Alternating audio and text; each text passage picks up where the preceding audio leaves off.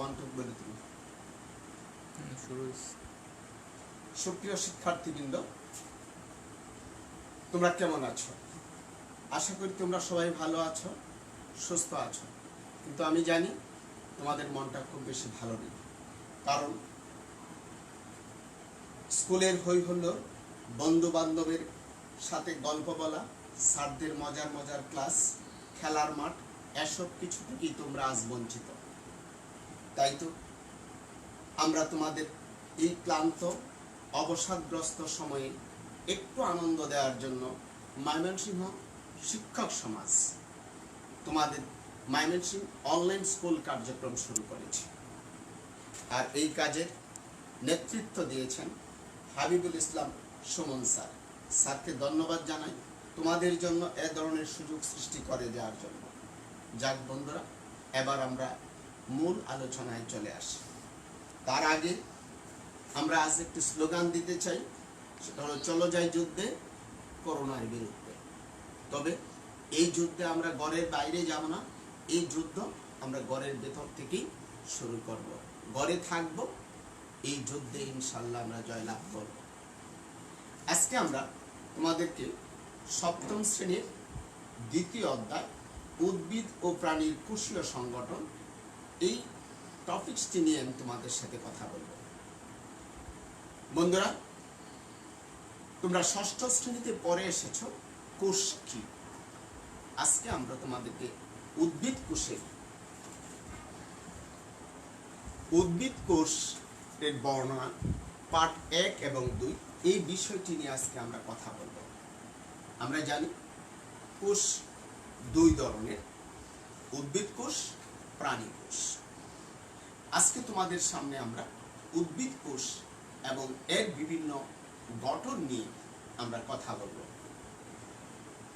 উদ্ভিদ কোষ প্রধানত দুটি অংশ নিয়ে গঠিত, এক কোষ প্রাচীর, দুই প্রোটোপ্লাজম।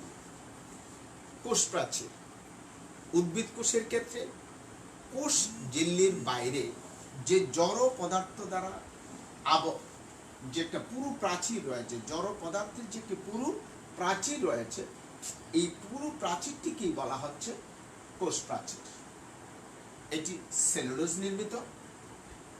তবে তোমরা জেনে রাখা ভালো তোমাদের জন্য যে প্রাণী কোষে এ ধরনের কোনো কোষ প্রাচীর নেই।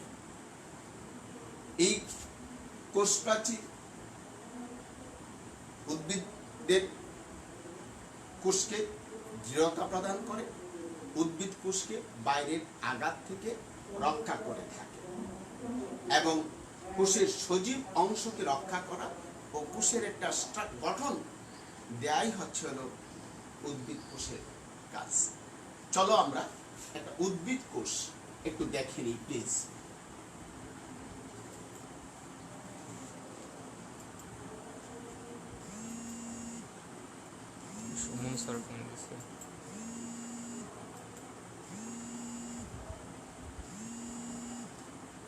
বন্ধুরা, আমরা একটা উদ্ভিদ কোষ একটু আমরা দেখি এবং উদ্ভিদ কোষের বিভিন্ন অঙ্গগুলো আমরা একটু দেখে নিই। তোমরা দেখো, উদ্ভিদ কোষের বাইরের যে প্রাচীরটা দেখা যাচ্ছে, বাইরের যে অংশটা, সেটাকে বলা হচ্ছে কোষ প্রাচীর। এর ভিতরে রয়েছে বিভিন্ন অংশ, যেমন প্লাস্টিড, ক্লোরোপ্লাস্ট, নিউক্লিয়াস, কোষ গহ্বর, গলগি বস্তু, এন্ডোপ্লাজমিক রেটিকুলাম এবং অন্যান্য উপাদানগুলো রয়েছে, যেগুলো উদ্ভিদ কোষের গাঠনিক উপাদান। আজ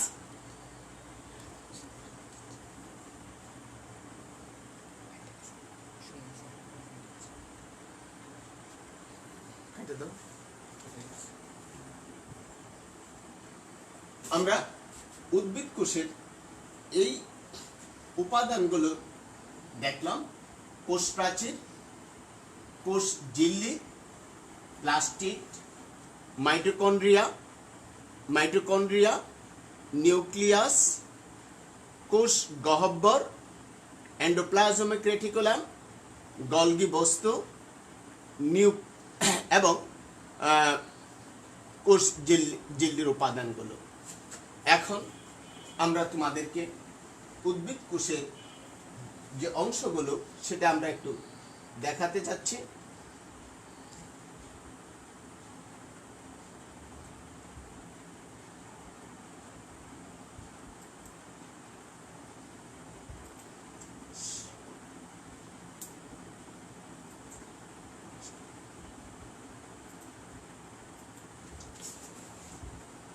বন্ধুরা, আমরা উদ্ভিদ কোষের সবচেয়ে গুরুত্বপূর্ণ দুটো অংশ, একটা হচ্ছে মাইটোকন্ড্রিয়া এবং অপরটি হলো প্লাস্টিড।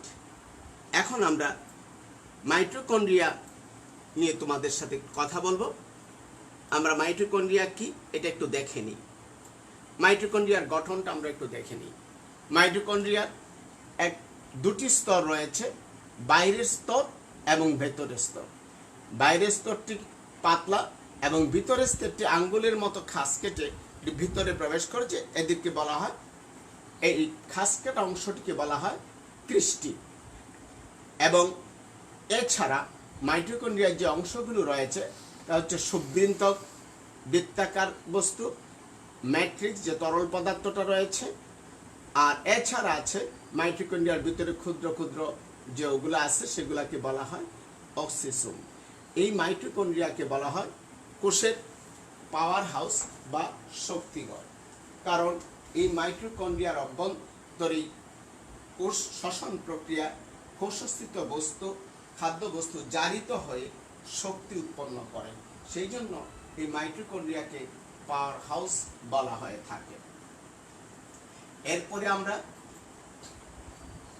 উদ্ভিদ কোষের আরেকটি গুরুত্বপূর্ণ উপাদান প্লাস্টিড, এই বিষয়টি নিয়ে আজকে আমরা তোমাদের সাথে একটু কথা বলবো।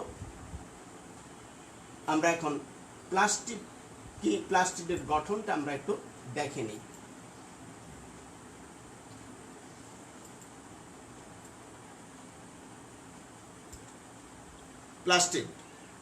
প্লাস্টিডের দুটি স্তর রয়েছে, একটা হচ্ছে বহিঃস্তর আর একটা হচ্ছে অন্তঃস্তর। বহিঃস্তরের অন্তঃস্তরের ভিতরে যে উপাদানগুলো আছে সেগুলো হচ্ছে স্ট্রোমা ল্যামেলাম, গ্রানাম স্ট্রোমা এবং গ্রানাম ল্যামেলাম। এই হলো উদ্ভিদের ক্লোরোপ্লাস্টের গঠন। এখন আমরা জেনে নিই ক্লোরোপ্লাস্ট কি। ষষ্ঠ শ্রেণীতে তোমরা পড়ে এসেছ ক্লোরোপ্লাস্ট কি, তারপরে আজকে আমরা এখন একটু কথা বলি ক্লোরোপ্লাস্ট নিয়ে। ক্লোরোপ্লাস্ট হলো উদ্ভিদের রঞ্জক কণিকা। এই রঞ্জক কণিকার জন্যই এই পৃথিবী এত বৈচিত্র্যময়।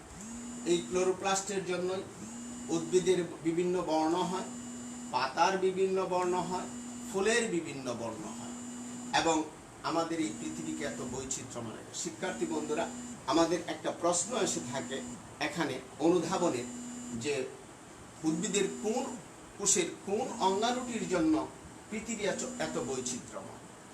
তাহলে আমরা উত্তর দিব যে প্লাস্টিডের জন্য উদ্ভিদের পৃথিবী এত বৈচিত্র্যময়, কারণ প্লাস্টিডের কারণেই ফুলের বিভিন্ন বর্ণ হয়, উদ্ভিদের বিভিন্ন বর্ণ ধারণ করে থাকে।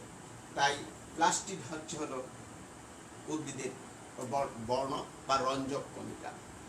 আরেকটি কথা মনে রাখবে শিক্ষার্থী বন্ধুরা, উদ্ভিদ কোষে প্লাস্টিড থাকে, প্রাণী কোষে প্লাস্টিড থাকে না। প্লাস্টিড তিন ধরনের, যথা ক্লোরোপ্লাস্ট, ক্রোমোপ্লাস্ট এবং লিউকোপ্লাস্ট। ক্লোরোপ্লাস্ট যার জন্য উদ্ভিদের সবুজ বর্ণ হয় এবং এই ক্লোরোপ্লাস্টের জন্যই উদ্ভিদ সালোক সংশ্লেষণ প্রক্রিয়া খাদ্য তৈরি করতে পারে। আর পরে হচ্ছে ক্রোমোপ্লাস্ট। ক্রোমোপ্লাস্ট হচ্ছে বর্ণযুক্ত কণিকা। এই ক্রোমোপ্লাস্টে বিভিন্ন বর্ণ হয়, যেমন উদ্ভিদের যে লাল, হলুদ বা সবুজ ব্যতীত অন্যান্য যে বর্ণ, সকল বর্ণই কি এই ক্রোমোপ্লাস্টের জন্য হয়ে থাকে। তারপর হচ্ছে লিউকোপ্লাস্ট। এই লিউকোপ্লাস্ট উদ্ভিদের বর্ণহীন কণিকা, তবে এটি সূর্যের আলো পেলে এটি ক্লোরোপ্লাস্টে পরিণত হয় এবং সূর্যের আলোর অনুপস্থিতিতে ক্লোরোপ্লাস্ট আবার লিউকোপ্লাস্টে পরিণত হয়। যাক শিক্ষার্থী বন্ধুরা, আমরা উদ্ভিদ কোষের আরেকটি অংশ আমরা একটু দেখে নেই প্লিজ।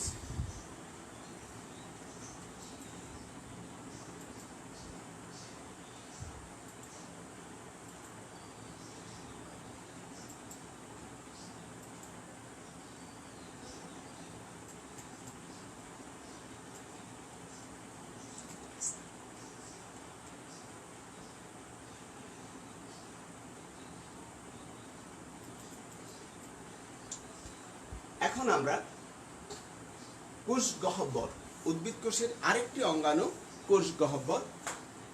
উদ্ভিদ কোষে সাধারণত কোষ গহ্বর আকারে বেশ বড় থাকে, সেই জন্য কোষীয় অঙ্গাণুগুলো দেখা যায় পার্শ্বে অবস্থান করে, বিশেষত নিউক্লিয়াস। উদ্ভিদ কোষে নিউক্লিয়াস এক পার্শ্বে অবস্থান করে। প্রাণী কোষে যেহেতু কোষ গহ্বর খুব ছোট থাকে, সেই জন্য প্রাণী কোষের নিউক্লিয়াস মাঝখানে অবস্থান করে থাকে। শিক্ষার্থী বন্ধুরা, উদ্ভিদ কোষে কোষ গহ্বর বড় থাকে, প্রাণী কোষে কোষ গহ্বর ছোট থাকে। আমরা এখন উদ্ভিদ এবং প্রাণী কোষের বিভিন্ন অংশগুলো আমরা একটু দেখে নিই। শিক্ষার্থী বন্ধুরা, একটু তোমরা লক্ষ্য করো যে উদ্ভিদ কোষের এবং প্রাণী কোষ দুটি পাশাপাশি দেওয়া আছে এবং সেখানে তাদের বিভিন্ন অঙ্গাণুগুলো সেগুলো দেওয়া আছে। আমরা একটু দেখে নিই প্লিজ। উদ্ভিদ কোষের যে বাইরের যে আবরণটি, সেই বাইরের আবরণটিকে বলছি আমরা কোষ প্রাচীর। কোষ প্রাচীরের ভিতরে একটি পাতলা পর্দা আছে যাকে আমরা বলছি প্লাজমা লেমা।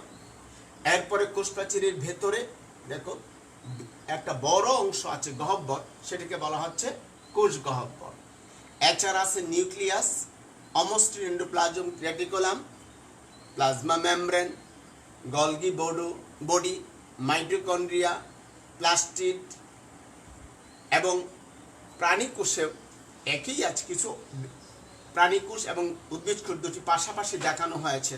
তোমরা সহজেই উদ্ভিদ কোষ এবং প্রাণী কোষের মধ্যে দেখো পার্থক্য তোমরা করতে পারো, কারণ এটা একটা খুব গুরুত্বপূর্ণ প্রশ্ন তোমাদের আসে পরীক্ষায়, যে উদ্ভিদ এবং প্রাণী কোষের মধ্যে পার্থক্য।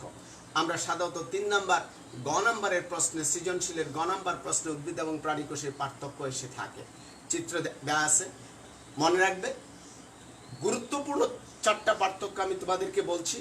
একটা হচ্ছে উদ্ভিদ কোষে কোষ প্রাচীর আছে, প্রাণী কোষে কোষ প্রাচীর নেই। উদ্ভিদ কোষে কোষ গহ্বর বড়, প্রাণী কোষে কোষ গহ্বর নেই বললেই চলে, থাকলেও আকারে ছোট। উদ্ভিদ কোষের নিউক্লিয়াস এক পাশে অবস্থান করে, প্রাণী কোষের নিউক্লিয়াস মাঝখানে অবস্থান করে। উদ্ভিদ কোষের প্লাস্টিড আছে, প্রাণী কোষে কোনো প্লাস্টিড নেই। যদি তোমাদের প্রশ্ন আসে এরকম যে উদ্ভিদ এবং প্রাণী কোষের মধ্যে পার্থক্য তুলে ধরো, তাহলে আমরা উদ্ভিদ এবং প্রাণী কোষের এই 4টা পার্থক্য যদি দেই, তাহলে আমাদের 3 নাম্বার প্রশ্নের উত্তর হয়ে যায়। তাই শিক্ষার্থী বন্ধুরা, আমরা যখন প্রশ্নের উত্তর করব সৃজনশীলের, তখন মনে রাখবো প্রশ্নে যা চাওয়া হয়েছে শুধুমাত্র তাই যেন আমরা দিই, এর বেশি যেন আমরা দেওয়ার চেষ্টা না করে থাকি। তাই আমরা বলবো যে তোমরা যখন পার্থক্য আসবে তখন তোমরা লিখবে যে উদ্ভিদ কোষে কোষ প্রাচীর আছে, প্রাণী কোষে কোষ প্রাচীর নেই। উদ্ভিদ কোষে কোষ গহ্বর বড়, প্রাণী কোষে কোষ গহ্বর ছোট বা থাকে না বললেই চলে। উদ্ভিদ কোষের নিউক্লিয়াস এক পার্শ্বে অবস্থান করে, প্রাণী কোষের নিউক্লিয়াস মাঝখানে অবস্থান করে। উদ্ভিদ কোষে কোনো প্লাস্টিড নেই, প্রাণী কোষে প্লাস্টিড আছে। এছাড়া আরেকটা পার্থক্য দেওয়া যায়, সেটা উদ্ভিদ কোষে রাইবোজোম নেই, প্রাণী কোষে রাইবোজোম আছে। এই 5টা পার্থক্য তোমরা খুব সহজেই দিতে পারো। আশা করি তোমরা যদি এই ধরনের প্রশ্ন আসে উদ্ভিদ এবং প্রাণী কোষের মধ্যে পার্থক্য, তাহলে খুব সহজেই তোমরা এই পার্থক্য দুটি দিতে পারবে আশা করি। এরপরে আসি আমরা শিক্ষার্থী বন্ধুরা, আমরা উদ্ভিদ এবং প্রাণী কোষের যে কোষীয় উপাদানগুলো দেখলাম আমরা, আরো 2টা উপাদান রয়েছে, গলগি বডি এবং সেন্ট্রিওল। গলগি বডি কি? উদ্ভিদ কোষের মধ্যে বা প্রাণী কোষে গোলাকার, সূত্রাকার এবং নিউক্লিয়াসের খুব কাছাকাছি অবস্থান করে কিছু অঙ্গাণু, এদেরকে বলা হয় গলগি বডি। এই গলগি বডির কাজ হচ্ছিল উৎসেচক এবং হরমোন ক্ষরণ করা। উৎসেচক বা হরমোন, এই 2টা বিষয় তোমাদের কাছে নতুন। হরমোন হলো আমাদের প্রাণী দেহের কিছু রাসায়নিক উপাদান নিঃসৃত হয়, যা আমাদের বিভিন্ন ধরনের জৈবিক কার্যক্রমগুলোকে নিয়ন্ত্রণ করে থাকে। উৎসেচক হলো কিছু রাসায়নিক উপাদান যা আমাদের উদ্ভিদ এবং প্রাণী দেহের বিভিন্ন কার্যক্রমকে নিয়ন্ত্রণ করে। এরপরে আসছি আমরা সেন্ট্রিওল। প্রাণী কোষের সেন্ট্রিওল থাকে, উদ্ভিদ কোষে কিন্তু কোনো সেন্ট্রিওল থাকে না। প্রাণী কোষের নিউক্লিয়াসের কাছে 2টি ফাঁপা নলাকার বা দণ্ডাকার অঙ্গাণু দেখা যায়। এই দণ্ডাকার অঙ্গাণুগুলোকে বলা হয় সেন্ট্রিওল। এই সেন্ট্রিওল উদ্ভিদ কোষে থাকে না, তবে নিম্ন শ্রেণীর উদ্ভিদ যেমন ছত্রাকে এই সেন্ট্রিওল দেখা যেতে পারে। তাই আজকে আমরা শিক্ষার্থী বন্ধুরা উদ্ভিদ কোষের গঠন এবং বিভিন্ন উপাদানগুলো সম্পর্কে আমরা জানলাম। আমরা যা আলোচনা করলাম তা থেকে একটা সৃজনশীল প্রশ্ন হয়, প্রায়শই পরীক্ষায় এসে থাকে। সেটা হলো যে উদ্ভিদ এবং প্রাণী কোষের বা উদ্ভিদ কোষের একটা স্ট্রাকচার দেওয়া থাকে, সকল অঙ্গাণুগুলো দেওয়া থাকে না। এই অঙ্গাণুগুলো পরে তোমাকে আঁকতে হয়, একে সম্পূর্ণ করতে হয়। এবং এছাড়া কিছু অঙ্গাণু যেমন প্লাস্টিক দেওয়া থাকতে পারে, না দেওয়া থাকতে পারে। প্রশ্ন হতে পারে যে এই অঙ্গাণুটা উদ্ভিদ প্রাণী জগতের জীবজগতের জন্য অতীব গুরুত্বপূর্ণ কেন? কারণ প্লাস্টিক জীবজগতের জন্য অতীব গুরুত্বপূর্ণ। এই প্লাস্টিকের জন্যই উদ্ভিদ সালোক সংশ্লেষণ প্রক্রিয়া খাদ্য তৈরি করে, এবং এই খাদ্যই উদ্ভিদ সহ সকল জীবের একমাত্র খাদ্যের উৎস। তাই যদি এই জীবজগতে প্লাস্টিক না থাকতো বা উদ্ভিদ কোষে প্লাস্টিক না থাকতো, তাহলে জীবের অস্তিত্বই ব্যাহত হতো।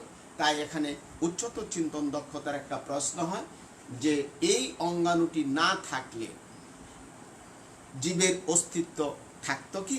উত্তরের সপক্ষে যুক্তি তুলে ধরো, এমন প্রশ্ন হয়ে থাকে। তাই আমরা শিক্ষার্থী বন্ধুরা আমরা উদ্ভিদ এবং প্রাণী কোষের চিত্র দুটি সুন্দরভাবে আঁকব, এবং এই চিত্র দুটি আমরা আঁকার উপর সাধারণত 3 নাম্বার আমাদের গ নাম্বারে প্রশ্ন হয়ে থাকে যে চিত্র দুটি সম্পূর্ণ করো। এই একটা প্রশ্ন হয় গ নাম্বারে, এই প্রশ্নে 3 নাম্বার থাকে। আর 4 নাম্বার প্রশ্ন বললাম যে একটা অঙ্গাণু যেমন প্লাস্টিক অঙ্গাণুটা দেওয়া থাকবে না, হয়তো বা মাইটোকন্ড্রিয়া অঙ্গাণুটা দেওয়া থাকলো না, সেটা বলা হতে পারে যে অঙ্গাণুটির গুরুত্ব বিশ্লেষণ করো, বা এই অঙ্গাণুটি জীবজগতের জন্য কতটুকু গুরুত্বপূর্ণ তা বিশ্লেষণ করো। এভাবে প্রশ্ন হয়ে থাকে।